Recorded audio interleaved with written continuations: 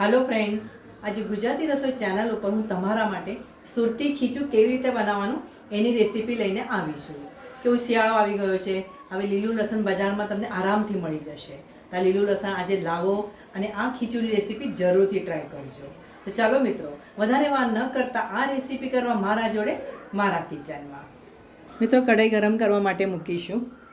त्यारबाद आपणे एमां 2 कप जेटलुं पाणी लईशुं। હવે આ પાણીને આપણે સરસ ઉકળવા દઈશું। મિત્રો, પાણી ગરમ થઈ ગયું છે। ત્યારબાદ આપણે એમાં અજમો અને પાપડ ખારો નાખીશું। પોણો ચમચો અજમો લીધો છે અને પોણો ચમચો પાપડ ખાર લીધો છે। પાણી સરસ ઉકળવા લાગ્યું છે। અહીંયા ગેસ મેં મીડિયમ જ રાખેલો છે। હવે આપણે એમાં 1 ચમચી જેટલા તલ નાખીશું, 1 ચમચી જીરું નાખીશું। તીખું તમને જેમ પસંદ હોય એમ। લીલા મરચાંની પેસ્ટ, અહીંયા મેં પોણો ચમચા જેટલી લીલા મરચાંની પેસ્ટ લીધી છે, એટલે 5 થી 6 લીલા મરચાં તમારે ક્રશ કરીને નાખી દેવાના છે। ફરીથી આપણે એને મિક્સ કરી લઈશું, એટલે જે મરચાંની તીખાશ હોય છે ને અને કચાશ એ તમારી ઓછી થઈ જશે જરા। 2 થી 3 મિનિટ આપણે એને આ રીતે હલાવતા રહીશું। હવે આપણે એમાં લીલું લસણ નાખીશું। લીલું લસણ મેં અહીંયા 1/4 કપ જેટલું લીધું છે।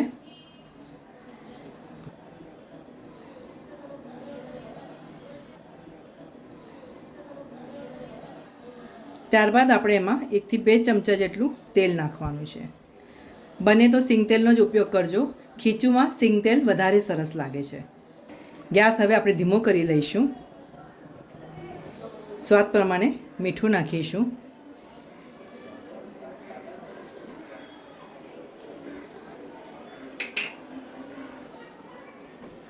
ત્યારબાદ 1 કપ ચોખાનો લોટ લેવાનો છે।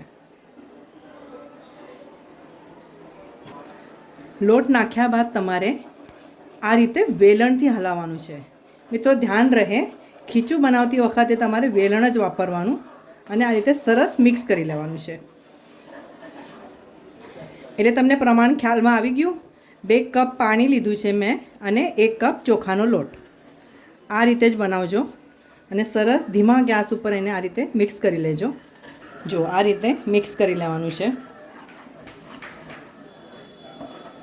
સરસ મિક્સ થઈ ગયું છે।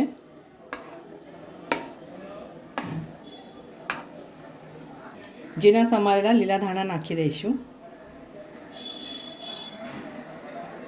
ધાણા નાખ્યા બાદ ફરીથી તમે આ રીતે એકવાર હલાવી લેજો।